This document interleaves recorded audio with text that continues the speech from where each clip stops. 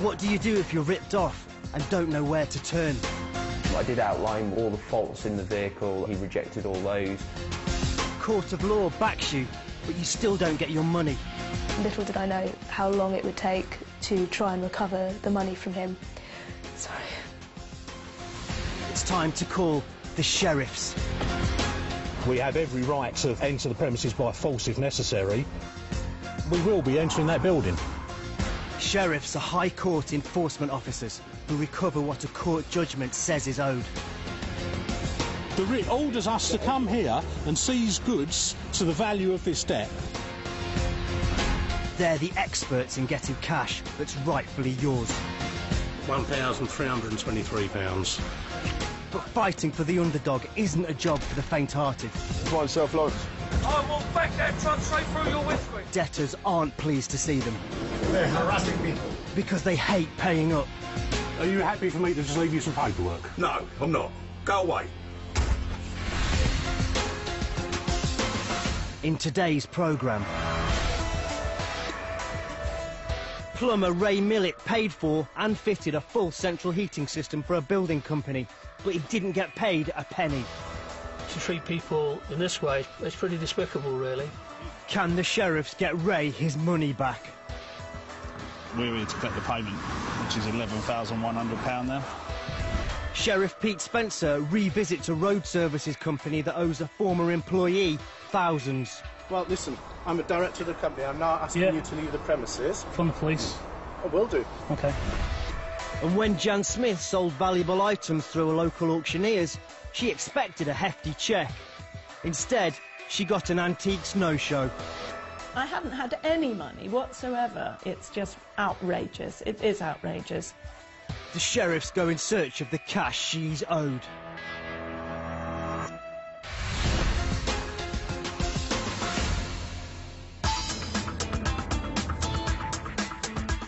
"5:30 a.m, the M40. Sheriffs Mark Newton and Kev McNally are on their way to the Cotswolds for an early morning rendezvous with a builder who owes one of their clients over £11,000. Obviously, first of all, we're going to try and get him to pay before we start going down the route of lifting goods from his house. He may just accept the fact he's got to pay and sort it out, but we don't know. We don't know. The man the sheriffs are there to help is plumber Ray Millett. He's self-employed and therefore has to take work where he can find it. And he takes it on trust that he'll get an honest day's pay for an honest day's work. At least that's how he imagined it would be when he came into contact with a building company, RH Developments Cotswolds Limited. They were looking for a plumber to carry out work at 2 new houses they were building at nearby Brackley. The potential was good. It was a big job. 2 boilers involved, full central heating systems, 2 bathrooms to be installed. So it was a reasonably big job for a one-man band. It was good work. There was nothing on site that suggested to me that everything wasn't okay. Unusually, the company asked Ray to provide and pay for the systems he was going to be fitting. Originally, they were going to supply because I just, if you like, a cautious, something told me that they should buy. And they made the excuse, well, this is out in the Cotswolds, you're from Brackley, we're builders, not plumbers. Can you not supply, and we'll just reimburse you at cost. For the next 2 weeks, Ray got to work, putting in long hours and weekends to make sure he got the job done. He'd managed to fit one of the houses out completely when he put in his initial invoice and decided to wait for payment before continuing. But after several weeks of waiting, there was no sign of the money he was owed. Ray was left out of pocket and counting the cost. The immediate losses, of course, were the boiler costs and the material costs, which were just over £4,000, and that was what I'd immediately lost. I also lost the sort of £4,000 of labour costs. That has a huge impact. I was lucky at the time that I had tax savings, and I used the tax savings to pay my suppliers. Ray continued to chase his money, but got nowhere. After a couple of weeks, I said, enough. I then placed it in the hands of my solicitor. Ray took RH Developments Cotswolds Limited to the county court. The company didn't attend, and the court awarded in Ray's favour. Despite this, to date, Ray hasn't been paid a penny of the money owed to him. To treat people in this way is pretty shoddy, and it's pretty despicable, really. Stronger words than that I'm sure I could use, but I feel pretty bad about it. It could put somebody bankrupt. £8,000+ is not a small amount of money, and certainly not in today's economic climate. It's a lot of money, and it is going to be difficult for me to address that issue at the end of the month. The court might have found in his favour, but to get what he's owed, Ray's had to turn to the sheriffs. I feel great. If somebody's going to go knocking on this guy's door, then he's getting what he deserves through the law, through the legal process. And I have no problem with that whatsoever. Tasked with getting Ray's money back is this High Court Enforcement Office. Good afternoon. Happy. They deal with over 12,000 cases a year and retrieve over £2 million a month for people owed money. Oh, that's brilliant. That looks like I've got my money back. Executing High Court writs is a job that dates back to Saxon times. Sheriffs have more powers than bailiffs to enter properties, seize goods and auction them to settle debts. Basically, we're looking to remove that vehicle today to clear the debt. And they only take on debts of over £600. We're looking for just under £5,500. Every year, over 70,000 High Court writs are executed by High Court enforcement officers in the UK. We're here to seize goods. Oh.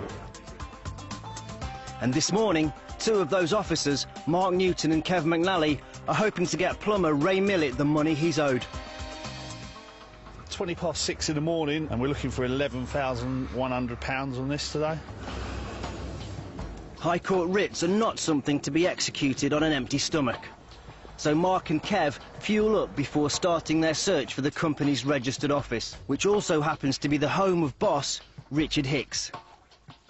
There's no street number, just a house name. Only problem we have out this way is, obviously we're on a really dark country lane and we're trying to find a house name, which is always interesting. It's quite a busy road as well. Oh, we've got a house there. I can't see anything. But this is where the sat-nav's taken us. There's a big house sign there. Hi there. Wonder if you could help us. They look like... No, definitely never heard of that. Homestead. Homestead? Yeah. It's not that, is it? It's not that. We'll go up the road a little bit more. It's not down that one anyway, is that, sir? This is called Lakeside. Is that? Yeah. What do we do? We must have win this, won't we?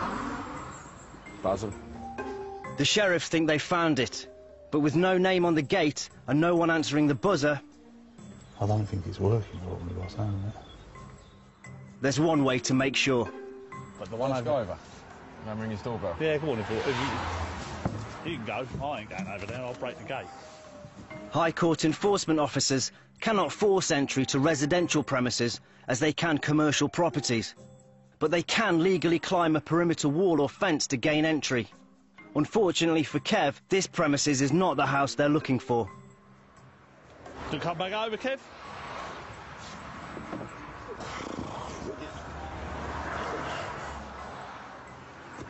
I'm not really sure this is the house. No. That's the night. Hello, mate. I'm off to the house. It's over the road. Is it? Yeah. Cheers, mate. Thanks very much. Thank you. Thank you. Just got into this yard, which has just opened, and they've told us that it's the house over the road without the name, so our sat-nav was slightly out. The sheriffs have finally found the address on Ray's writ. But that's not the end of their problems. They're going to have a dog. Yeah. And if you're over there and the dog comes out, that's a long run, isn't it? Yeah. Dog or no dog, is company boss Richard Hicks at home? I'm going to make sure he can't get out. He's got room to get out behind us at the moment. No one's answering the buzzer, so the boys block the drive to make sure if he is in, he's going nowhere fast. Somebody has come to the gate, but is it the man the sheriffs are after? Hi there. Hiya. Yeah, after Richard, RH Developments. Yeah? Yeah, we're from High Court Enforcement. Yeah. It's about an outstanding writ that's been issued against you. Ray Millett is the claimant. Oh, right, yes. Yeah, we're here to collect the payment of seized goods today. Right, that's something that we're arguing about with Ray Millett. Yeah. Unsurprisingly, he's none too happy about having to pay up. I mean, obviously it's something I want to sort out with him. If you can give us a day, I'll get hold of him and... Well, he needs to be dealt with us now, because it's gone to the High Court. OK. Well, what can I do with you about it? Well, we're here to collect the payment, which is £11,100 now. OK. I can't do it right at this second, obviously. No. Can I have time to do it? Or? Well, we'll wait while you sort it out. No, I mean time as in, a week or so or something like that? No, it needs to be done. You need to do it today while we're here. OK. Can I pay you by cheque? No. We'll need to leave you with something today. We're going to have to start seizing goods then. If the defendant can't pay, the sheriffs will seize any company assets up to the value they're after. But according to Richard Hicks, there's little for them to seize. Well, there's nothing here that's anything to do with the company or anything. I mean, there's not. All we have is a small office here, that's it. You said you've got an office here. I mean, we've only got your word to go on. There's nothing in there, haven't we? So there's a computer in there, and that's it. Yeah, so there's assets there, and we're sent here to seize them. What, from my house? Any company assets? Well, they're not company assets. I mean, all I've got is a tiny little office. Do you want to show us that, or not? Oh, yeah, of course I will. Yeah? Well, come on in, we'll go. So if I take you in, I'll show you the office. Yeah. We'll see there's only the office. What are you going to do now? Well, if we do that then, rather than shouting across the gate at the moment, because I can't, and then we'll go from there. Give me 2 minutes, I'll come and I'll get a bleeper to open the gate. Yeah, no problem. I just want him to pay. He's saying he's disputing it. He had the opportunity to do that at court and he didn't take that up, so... A High Court writ costs £60. If the sheriffs are successful, there's nothing more for their client to pay. And if they're not, there's only an admin fee, also of £60. Someone in here. You're not touching anything in the house? No. The argument won.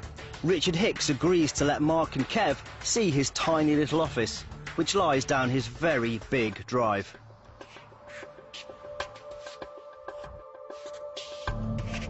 Half an hour later, the sheriffs are back.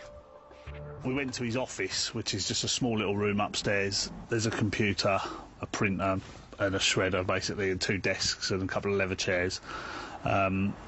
He's saying he's got no money. He signed the walk-in possession. We've given him the opportunity to sort of pay. Told him to get in touch with us in the next 7 days, but he needs to start paying this. He's disputing the amount, saying that he doesn't owe the guy what he's saying he owes him. Not really my problem, to be honest. I'm not really interested in that. We're there chasing the amount that we were after on our paperwork. So we're just going to have to hang on and see whether he gets in touch with us now, whether he decides to just ignore it. It's been a long morning's work for the sheriffs, but at least they've made progress. They found the right address, the right person, and carried out a paper seizure of his company's assets. It's the first step in the process of getting Ray Millett the money he's owed. And one thing's for certain, if Richard Hicks doesn't start paying soon, the sheriffs will be back.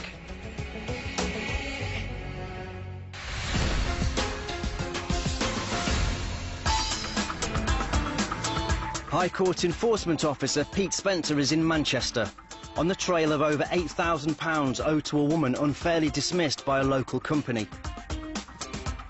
Southern UK Road Services dismissed Leslie Stonier after she was signed off sick, having found her workload unmanageable. She took the company to an employment tribunal, claiming unfair dismissal. Southern UK Road Services agreed to settle out of court, but the company still didn't pay her, so Leslie turned to the sheriffs. Pete visited them before. They were tricky to find, but eventually he managed to track down the company director, who wasn't keen on paying up. £7,873.75. Right. We're looking for payment today, or we potentially could be removing vehicles. There is a colleague of mine who is supposed to be dealing with this. He's not in at the moment. Okay. What time will he be in, do you know? After some negotiation, the director agreed to sign a walking possession in which vehicles were seized on paper with a view to removing and selling them at a later date if no payment is forthcoming. But since then, Leslie's still not received a penny. So Pete's back in the van and on his way to Southern UK Road Services. So we're reattending today with a view to remove the vehicles that we levied previously, and also any other vehicles that might be at the premises, or any office furniture, computers, etc., of anything of any value to cover the outstanding debt. Pete arrives at the yard. Like all High Court enforcement officers, he can force entry to commercial premises if he needs to. But today there's no need. The gates are wide open. Excellent. I was nice to just walk straight through the open gates. The guy's not obviously shut it behind him like they did last time, so what we'll do is we'll just start levying some of the vehicles that weren't here before. Once inside, Pete wastes no time eyeing up the vehicles he plans to remove if Southern UK Road Services won't pay up. A few minutes with his clipboard and Pete's attracting attention. An employee tells him the director's not on site. But moments later, Pete spots a familiar face. Hiya. Go out of the gates and then we'll talk. I'm sorry, I can't. I'm on the premises, so we'll speak here. It's the company director. How did you get on the premises? Just walked in, the gate was open. Well, so what that's he fine. sees, because these do not belong to that's the fine. company. What we need to do is, because you've not come back to us after his last visit. Well, I believe that one of my colleagues is dealing, right, trying to do a deal. Right, as okay. we speak, okay? Now, right. I don't know whether he's been dealing with you. He's not been dealing with me. I mean, at the moment, we're looking at seizing these items. I've seized them anyway, and we're looking to remove them today. Unless we get a full payment. Right. Which is £8,537.48. Right, okay.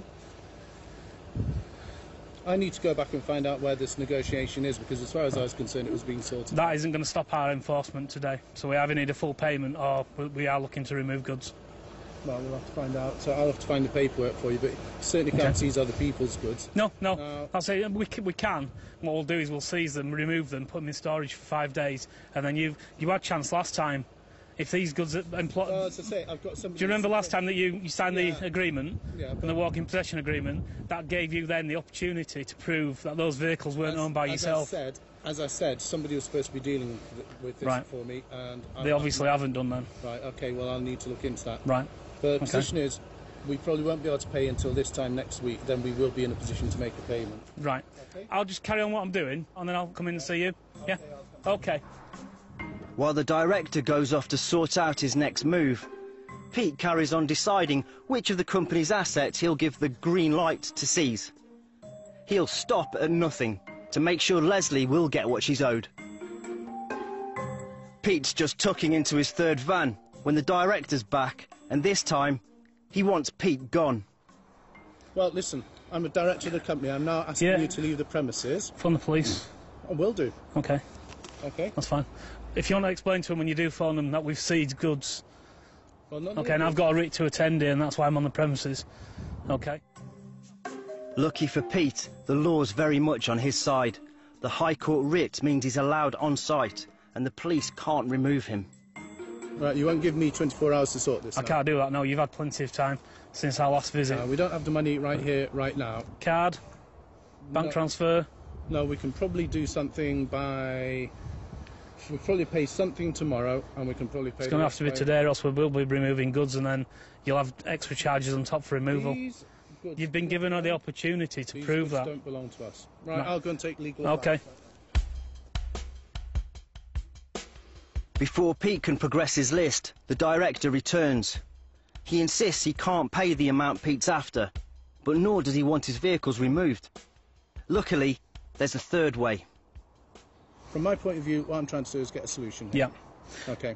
Solution would be potentially a part payment today, and then go into the monthly offer, but that would have to go through the office, obviously, and the claimant, if they'd accept that. What part payment?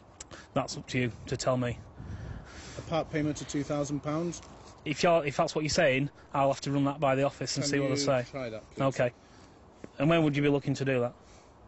As soon as you said. Right, okay. That would be acceptable. Right, I'll make the call. At last, there's some sign of movement. But the amount offered is still a long way short of the £8,500 owing. Pete checks back in with the office. Will £2,000 be enough for the director to get Pete off his back? Hi Lawrence, I'm just at this Southern UK Road Services at Manchester. Yep.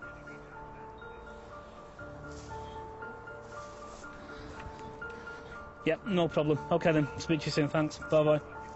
Yeah, alright, cheers, bye. No, they want to remove.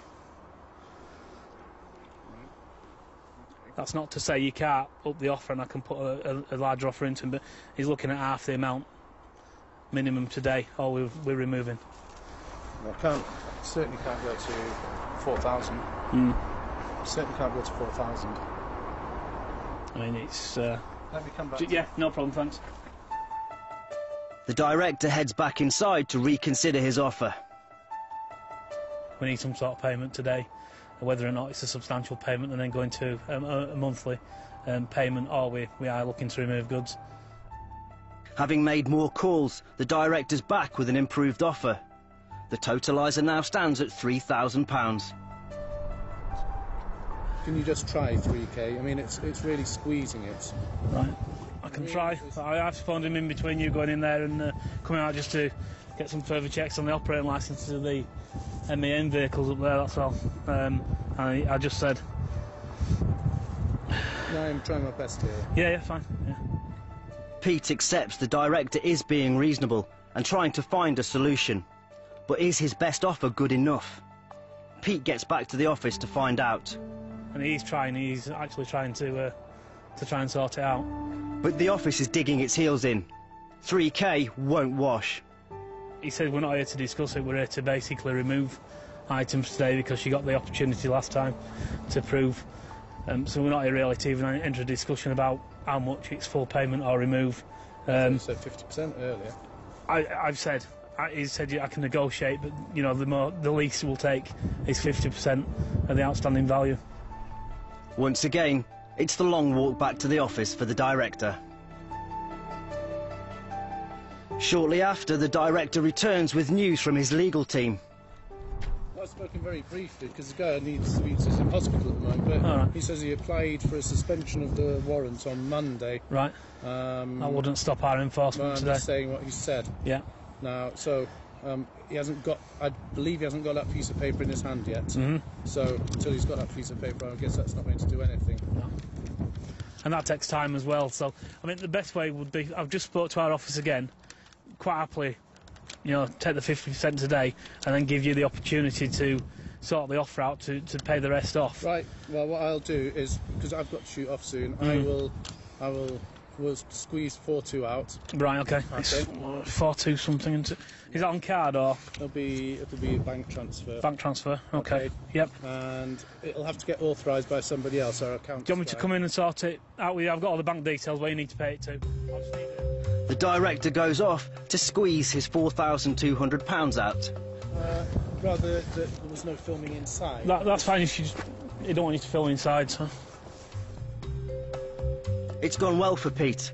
His tough negotiating has got Leslie Stonier the 50% minimum payment she and the office were after, with a payment plan to come for the rest. Yeah, I think that's a good result today. I don't think he could have come up with the full amount from what he was telling me. Whether that's true or not, we don't know, but we have got 50% payment on that, and he has only got 5 days now to sort out the rest. Job done. Leslie Stonier can expect a hefty cheque in the post.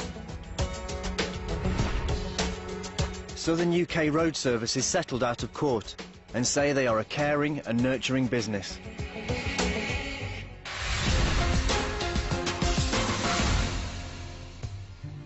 Another person who's had to turn to the sheriffs for help is Jan Smith. She's run into problems with a local auction house, having inherited a number of valuable antiques from her family. My parents have died, and my brother died about 5 years ago. So we had a lot of inherited pieces from them. There was a lot of jewellery, which belonged to my mother, some watches, and a box set of silver coins. We thought probably if we could get a reasonable amount of money, then maybe we might buy something with the proceeds as a memento of parents and my brother. But to raise the money, she needed to sell the valuables. Luckily, she'd come across a local auction house, Cameo Fine Art Auctioneers, which seemed to fit the bill. I'd driven past it a number of times, and it always had advertising, sales, forthcoming sales, etc.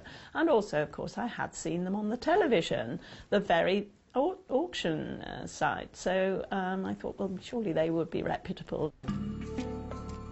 Jan took along the jewellery, some pottery left to her by her mother, and her brother's valuable collection of Chelsea Football Club memorabilia. Over the next few weeks, many of the items went up for sale. Much of it was sold, and Jan was able to watch it all online. I think the jewellery itself went for just under £2,000, and then obviously we had the family round here and we were all getting very excited about this. The sale netted Jan just under £3,000 in total, although the pottery and the football memorabilia weren't sold. Jan waited patiently for her money, but nothing came.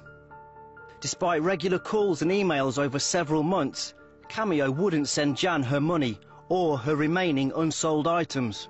I was getting very frustrated and very angry about their lack of communication and the fact that they had my money, but equally they had my goods, my inherited goods. Now these belonged to my relatives who'd died, and I was really very sad that somebody was just hanging on to them or doing whatever with them, who knows. So I then said, unless I hear from you and you start responding to my emails, I will have to take this further and put it in the hands of a solicitor.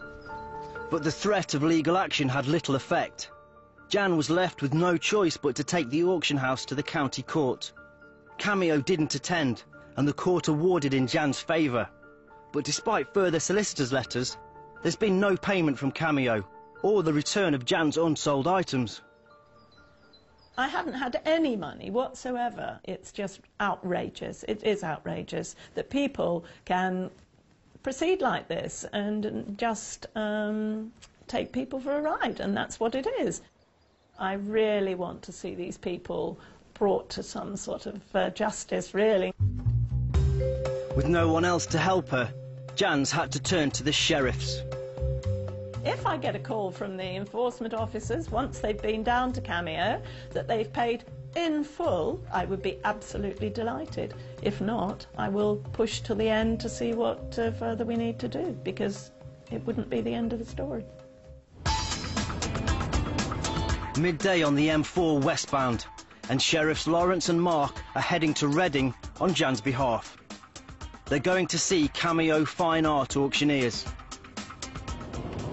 What we've got is a writ of delivery with a money order attached, which means we're there to actually remove specific goods which belong to our client and to collect money on their behalf. High Court enforcement officers are no strangers to the world of auctioneers and the issues involved in seizures at their premises. The problem when you go to any auction house is the majority of the goods that are there aren't actually theirs. They've been put there to be sold on behalf of their clients. At this stage, we don't know what we're going to find. The specific items we're looking for should be there because, you know, they were left with the auction house. It's not long before Mark spots the premises they're looking for. Cameo. They park up and head in. First, they need to find whoever's in charge. Hello there, we're enforcement officers. We're here to execute a High Court writ. We've got a writ of delivery. Yeah. Hey, what for? What for? I don't even know what this is all about. Right, we've got a writ of delivery on behalf of Janet Smith, right. for various items. With a High Court writ presented to him, the manager agrees to hear Lawrence out. But he asks our camera operator to leave. The negotiations will take place behind closed doors. An hour later, and the manager suddenly emerges. He heads off in his car, leaving the sheriffs inside the office. Before long, he returns. But what's he been doing? Lawrence comes downstairs to fill us in. The guy, he's gone and got £1,000 out of his own money. But you know, I don't like walking away without full payment. Lawrence re-enters the fray. £1,000 is well short of the £4,260 that Jan Smith is owed. Sometime later, the sheriffs re-emerge. But did they get Jan her money? We met the gentleman in charge. He wasn't aware of any of this. He's not actually the owner. He later told us that the owner was aware of it, but obviously wasn't aware that we were going to be visiting him quite as quickly as we did. He agreed to pay us the full balance, although he couldn't do so today. He had to take £1,000 out of his own bank account, and he's promised to pay the rest of the balance tomorrow. We've got a signed walk in possession. We've got a right to false entry to commercial premises anyway. The sheriffs weren't able to find the auction items that Jan Smith wanted back, but it looks like they have been successful in getting her cash. We've left him in no doubt that we will be back if full payment isn't received into the account tomorrow. So it's watch this space. Half of me thinks, yeah, he'll definitely do it, but you can never tell. You can never tell, so we'll just have to wait for the payment to hit the account tomorrow, and if it doesn't, we'll be back. The sheriffs never close a case before payment is signed, sealed and delivered. They return to base to await developments.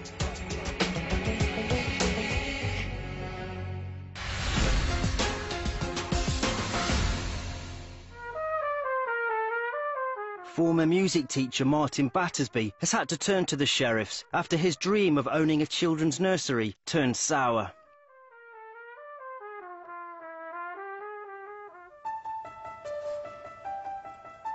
His problem started after he decided he wanted to give up teaching and go into business. Wife Emma suggested they jointly buy and run a nursery. Found one that we thought we'd like, and I rang the estate agents next day to say, could you put me onto a broker so I can see if I can actually raise the money to do this. They instantly passed me on to Chris Bull. Chris Bull ran Clear Business Mortgages. He read Martin and Emma's business plan and he agreed to try and find them a lender. There was a £750 fee, but they'd get £700 of it back if he couldn't raise them the money. So I paid the fee, we got sorted the paperwork out, it was all gung-ho. And then Chris rang me, beginning of February, to say, I've run it past the bank and they've said yes. Excellent. He said, yeah, but we've got it all sorted out, we should be able to do it. Delighted at the good news, Martin and Emma put in an offer for the dream nursery they'd seen online. It was a busy time for them, getting ready for their new business venture. We'd got the date set, everything was in place. Yeah. On top of that, solicitors had been involved, so there was a good few £1,000 bill in solicitors' fees. Yeah. The really silly part about it is that I'd taken redundancy from work thinking that we'd got this going, and I thought, well, this is going to be excellent. Martin and Emma hurriedly spent Martin's redundancy money on essentials for their new nursery, like stationery and toys, all based on the mortgage Chris Bull had set up for them. I suppose we trusted him at the end of the day. It was our first time buying a nursery, so we'd thought, well, he's the expert, he knows. But just when they needed to finalise the mortgage, there was bad news. Chris Bull said there was a delay. Then he went silent on them altogether. I'm ringing him and pestering him and texting him saying, you know, what's happening, not getting any answers. I'd already set up a bank account with the bank that I thought was loaning me the money.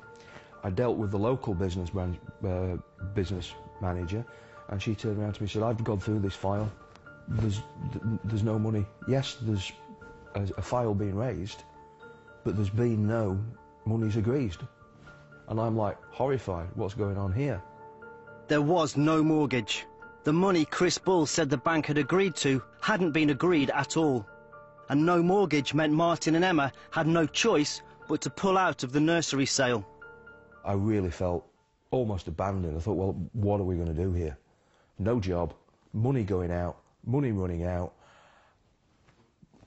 and I've got nothing to do. I've got no future to go with, and no business to have at the end of it. We felt silly and embarrassed by the fact that we'd been led along the garden path all of this time and still nothing at the end of it. I felt angry with it as well, because I felt stupid that I'd allowed it to finish up like this because we'd believed what he was saying. Chris Bull wouldn't even give them back the £700 fee he'd promised them was refundable. Desperate to recoup some of the money they'd spent on putting the nursery sale together, they took him to the county court. Mr. Bull didn't attend, and the court found in the Battersby's favour. But Mr. Bull still hasn't paid up. With nowhere left to turn, they've had to call on the sheriffs. I want my money back. End of. If at any point he could have actually have said, look, I haven't got this bank stuff in place, the finances aren't in place, we need to halt this until such time as we have. That would have done. Yeah, that would have done. I'd have been happy with that. OK, it wouldn't have been the ideal, but I'd have been happy with it. He never even went down that route. He just strung us along the whole way along. Yeah, it's going to happen, it's going to happen. We've got nothing to lose now. In that sense, we're just trying to fight back now to see if we can, what money we can get back from Chris. The Battersbys are owed over £5,000, and to get it back, they've come to Sheriff Pete, who feels some sympathy for what they must have gone through. The guy got told it was all okay, gave up his job, etc., to be left with nothing, basically, so... I think it's going to be his private address we're going to this morning. It is in his private name. Hopefully he'll be in. If Mr. Bull can't find the money, Pete's intending to seize any vehicles he might own. Obviously, if there's some vehicles there, we'll do some DVLA checks. If they come back as positive, we'll then HPI them, see if they're finance-free, with a view to removing them if it doesn't pay. Seizing people's cars isn't something the sheriffs undertake lightly. It's going to cause a big disruption to somebody to lose a vehicle, obviously, so it's a last resort to remove a vehicle, and it's obviously it's our last resort if we do have to remove it, and then it obviously goes to auction and to be sold to recover the outstanding debt. Pete's nearly reached Chris Bull's address. The Battersbys, meanwhile, wait patiently at home for the result.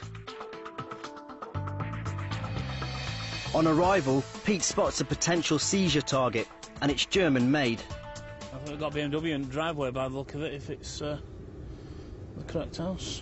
That's the one. Private registration number as well on the car, so let's make a quick note of the registration number before we... Well, we've got the TV on, so somebody's at home. Time to head in and see whether Mr. Bull's prepared to give the Battersbys the money they're legally due.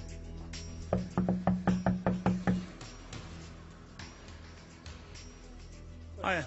OK, no problem. Mr. Bull, is it? Enforcement officer, enforcing an high court writ regarding Mr. Battersby. Yeah, are we OK? Yeah? Cheers, thank you. We're not invited in. Will Pete get the Battersbys their money? 40 minutes later, Pete re-emerges. Thanks. Cheers.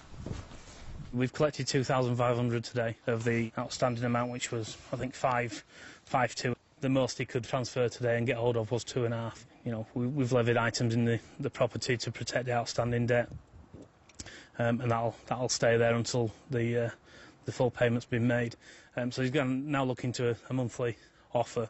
It will be £150 per month, but that's what he said to me at the moment. He's going to have a look at his finances later on when his partner returns and maybe increase that offer. It's a good end to the day for Pete.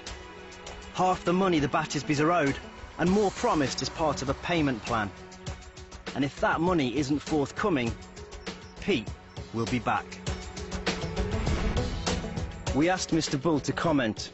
He told us that before the High Court writ was issued, he did attempt to make an offer to the Battersbys, but he claims that his offer was not received by them.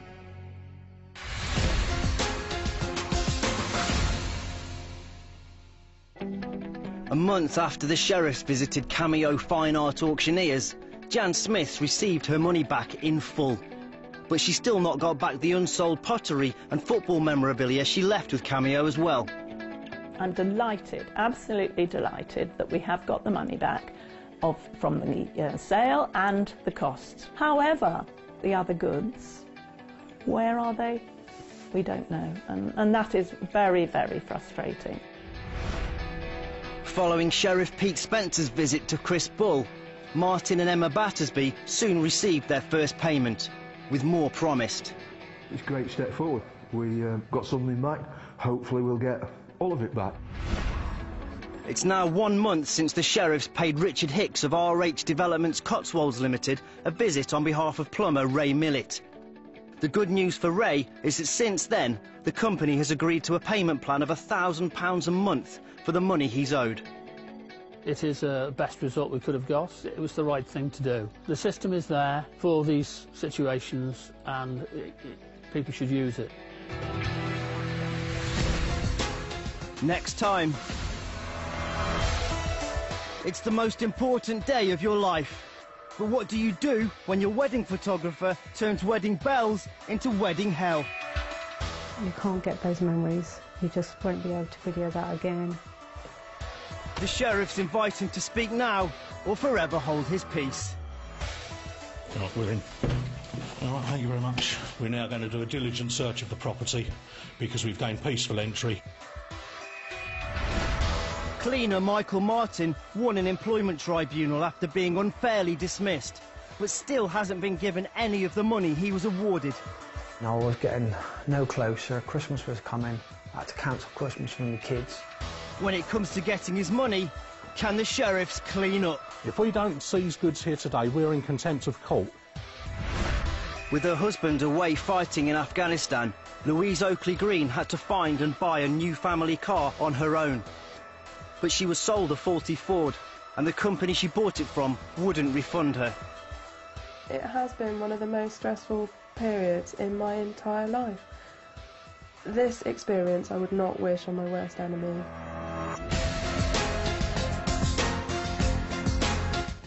There's new drama tonight here on BBC One as the tragic events of one night unfold, told through 4 people involved. That's tonight at 10:35.